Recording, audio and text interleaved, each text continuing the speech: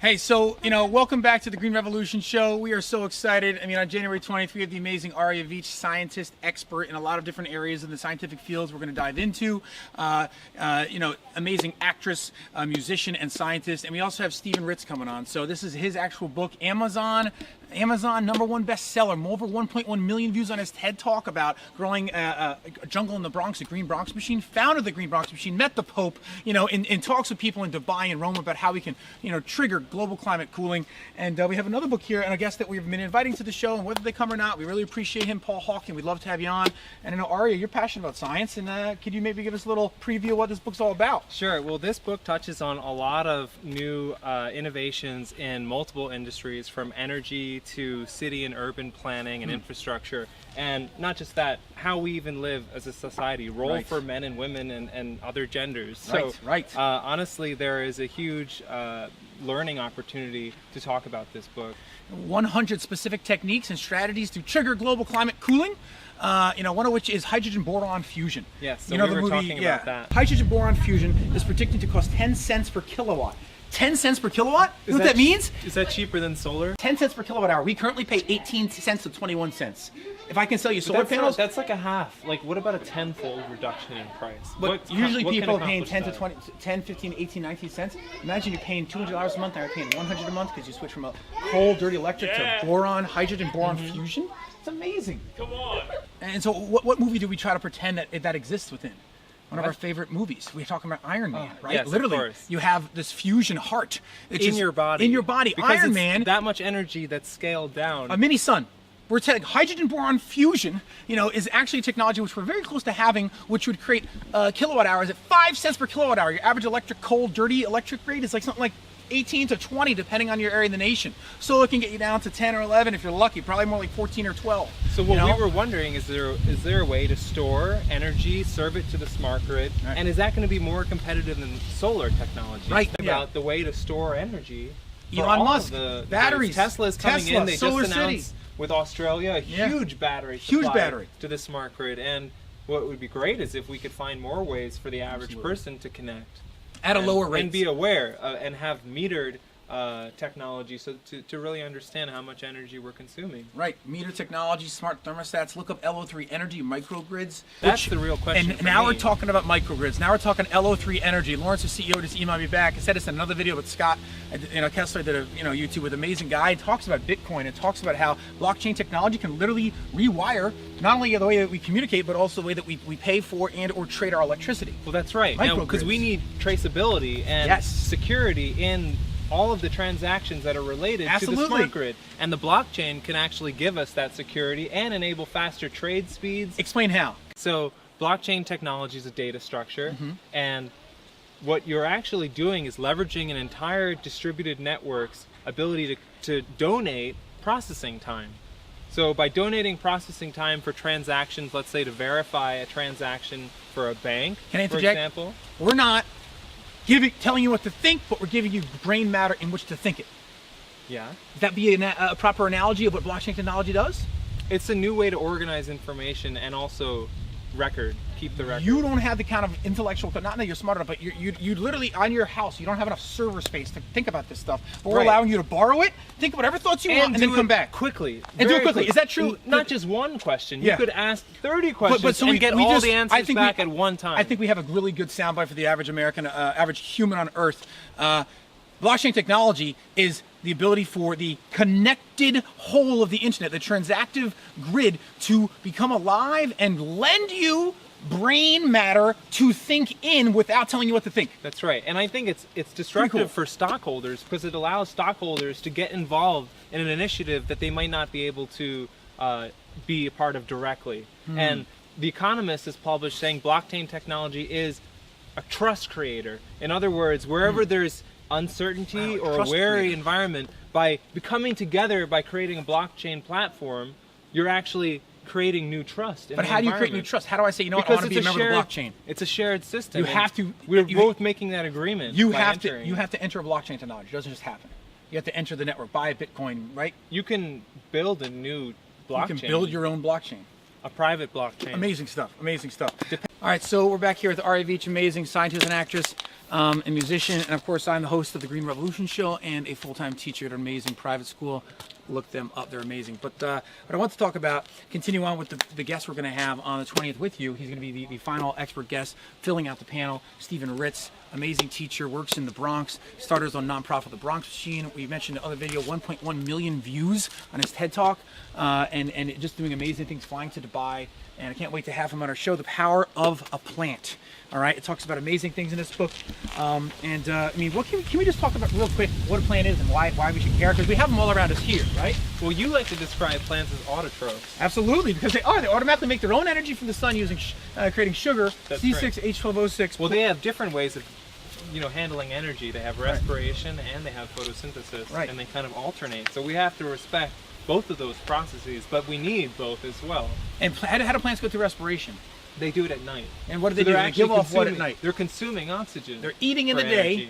And during the day they're giving off oxygen for us. In the day they're consuming oxygen? Carbon dioxide. I thought plants breathe in carbon dioxide. Yeah, during the day. It's a fundamental critical thing. During the day, plants breathe in CO2. At night, respiration. They breathe out. They go. They breathe like us. All day long they're like this.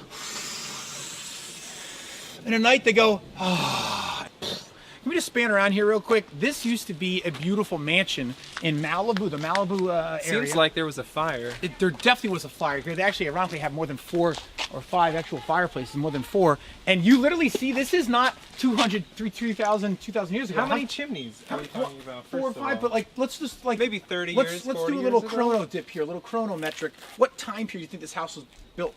It looks very contemporary, looking at the concrete foundation. So we're talking the 1930s, 40s, 40s. I think it's more like 1950s or 60s, like early Hollywood. Style. Look at this. This is pretty modern. You have metal. This is literally due to potentially and most likely a forest fire. Like what we've been seeing in all of California.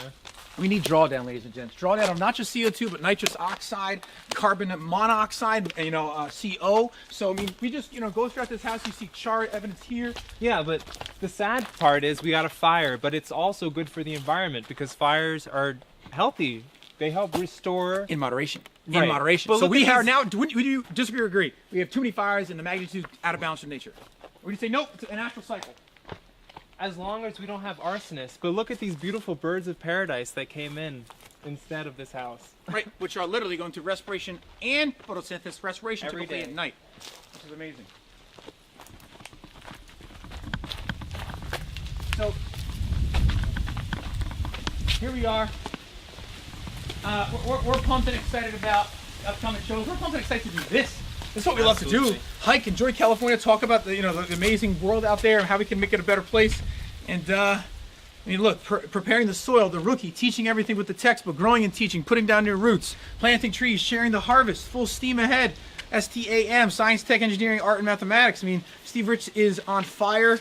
Talking with the Pope, talking with Deepak Chopra. What did Deepak say about your book, Steve? He said, education should unleash human potential, which is infinite in its capacity to create, know, and solve every conceivable problem. Stephen Ritz has opened a door to this unbounded field of possibilities, which he elegantly describes in Power of the Plant. Deepak Chopra, New York Times bestseller. This is a New York Times bestseller. Why? Because if you think it is and you act on it, you can make that happen. And the content and love in this book is empowering. So we're excited to have him on the show. It's got a great conversation. We have Sustainability Director of Secaucus, New Jersey, Amanda Neshot, literally a national change agent to literally watch out for. She raises over $250,000 a year for the city of Secaucus, and she is someone to really keep an eye on. You know what she did to Secaucus' municipality? No. #1 recycling municipality, or at least top 3, but I think #1 in the nation. They recycle the most out of anybody. Wow. And we have such a big way to go because we have these plastics, bioplastics, a whole new generation of materials that we can work with. And so I just spoke to the marketing, or sort of like the agency that handles the media for Lollyware, and we're in talks with them to potentially do a cross-promotional hit, Kickstarter, but more importantly, to feature their hyper-compostable straws made out of seaweed. Wow. So imagine that. Starbucks, great. You don't want a plastic straw? You can use bamboo. Trash for Tossers, Plastic Free Shop, Brooklyn, look them up. Amazing Lauren Singer over there. But you can also eat it, or let it hyper-compost like as fast as an apple core. I mean, so we really need to be careful of all of these materials that come from our forests, because deforestation is a huge issue. Huge issue. I mean, we have fires going on in one place, but we also have deforestation increasing because we're trying to make the world's food. Right. So how do we balance the palm environment? kernel or oil production, palm oil production, one of the cheapest oils in the world that all the major craft companies use with, correct me if I'm mistaken, if I'm understanding this correctly, 10 to 15%, 1 to 1.5 cents out of every 10 cents is literally almost 15 to 20%, 10 to 50% is being slaughtered, is being cut down, is being removed. Yeah, I mean, we think of deforestation as a remote problem in Amazon or something, but it's actually a huge factor contributing to our emissions. In California, how many trees are we cutting down? Globally, everywhere. Like there are trees and you're cutting them down, you're deforesting them. And of course it happens at a mass scale with a lot of these places that are in South America, that are in Amazon, because they have so much tree mass to raise cattle, right? Do you know there's one chapter in this book, a cow walks on a beach? I thought it was a joke, so I skimmed that chapter. It literally talks about a specific type of seaweed can inoculate and sort of kill and replace the bad bacteria in the cow's gut that evolved to be there, to literally reduce methane emissions, reduce cow CH4, cow farts, methane emissions from cows. Just having cows walk on a beach, feeding them the supplement of a certain specific seaweed. Yes. The solutions are here. Act now, plant a tree, power of a plant. Buy that book, plant a tree. I mean, what else can we do? Yeah, we have to take nature into our own hands. We have to be the shepherds in a way. Sure, you could have cows eating whatever, but then we're the ones responsible for all of that food, because ultimately we're in balance with the cows. We need them. They also need us in a sense. But giving them a strict diet that's something that will curb our environment for the greater good. And you can still have your delicious beef, but just in moderation, right? Maybe cut it down by 50%, 25% at the very least. Whatever you output, you need to make sure you can input, right? CO2, in, O2 out. Respiration and photosynthesis are balanced equations, and it's beautiful to see that. So thanks for teaching me a little bit more about respiration. I can't wait to talk more on January 20th. Ari, we're so excited you're coming on. Thanks so much. Drawdown, Paul Hawken. We're going to talk about all this. Talk about all this. This is going to be an amazing conversation. Our pilot episode's coming out soon, and we're doing a Kickstarter, so it's going to be really exciting. Plant the tree, hashtag plant the tree, celebrity hashtag plant the tree. Okay, Alex Veach, that's it. Yeah. That's the beautiful one. Okay, at the Green Revolution Show, Bill Maher, I have faith you'll become my mentor. I'm just saying that in the most humble way. Like, I know I'm nobody compared to you yet. Well, if you're truly spiritual awakened, we're all the same, right? But I would love for you to teach me how to become a great talk show for the Green Revolution. 50% of all proceeds go to planting trees, solar, who knows what else.